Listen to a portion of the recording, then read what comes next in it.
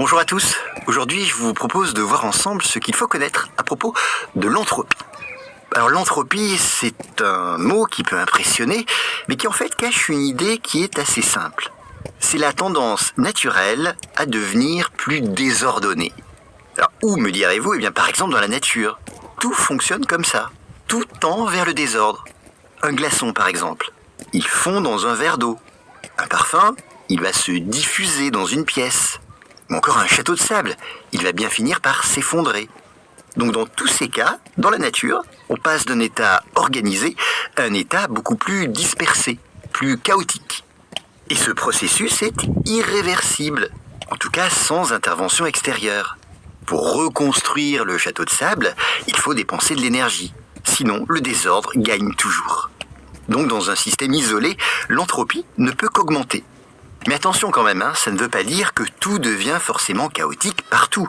On peut créer de l'ordre localement, on peut construire une maison, on peut structurer une idée. Mais pour faire cela, je vous l'ai dit, il faut consommer de l'énergie. Prenons l'exemple de notre corps. Il est extrêmement organisé, c'est vrai. Mais pour maintenir cet ordre, il faut que nous consommions de l'énergie en permanence. Et tout cela produit de la chaleur et des déchets. Et donc au final, l'entropie globale augmente quand même. Et là, il faut que je vous dise un mot de cette idée fascinante, car l'entropie donne une direction au temps. Eh bien oui, pourquoi ne voit-on jamais un verre cassé se reconstituer tout seul? Eh bien parce que le temps suit le sens de l'augmentation de l'entropie. On appelle ça la flèche du temps. Autrement dit, si le temps avance, entre guillemets, c'est parce que le désordre augmente. Voilà, donc l'entropie au fond, elle raconte une vérité assez simple, mais assez vertigineuse aussi. Celle qui veut que l'ordre est fragile, alors que le désordre, lui, est naturel.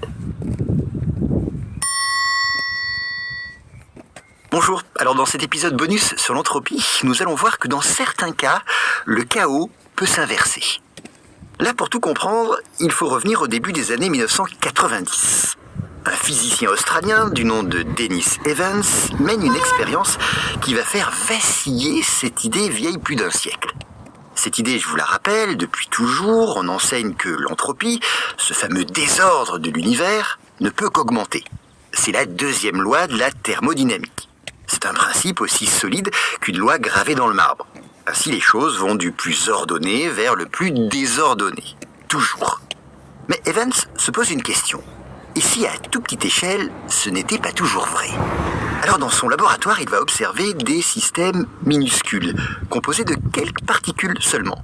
Et à cette échelle, il découvre que le monde n'est plus stable. Il est agité, imprévisible, soumis à des fluctuations permanentes. Et sur de très courts instants, il arrive que le désordre diminue. Autrement dit, il observe des situations où l'entropie recule. Un peu comme si un verre cassé se recollait tout seul, ou comme si la chaleur passait spontanément du froid vers le chaud, sans dépense d'énergie. Alors attention, c'est un instant seulement, puis tout revient à la normale. Mais cet instant suffit à poser un problème immense. Car cela signifie que la deuxième loi n'est pas une règle absolue, que c'est une loi finalement statistique. À grande échelle, elle est presque infaillible, mais à petite échelle, et sur de très courtes durées, des violations peuvent apparaître.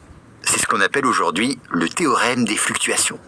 Il nous dit que le chaos de l'univers n'est pas une obligation à chaque instant, mais une tendance globale, une moyenne.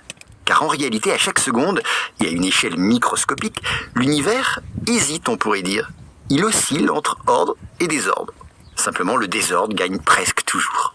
Alors qu'est-ce que ça change, me direz-vous?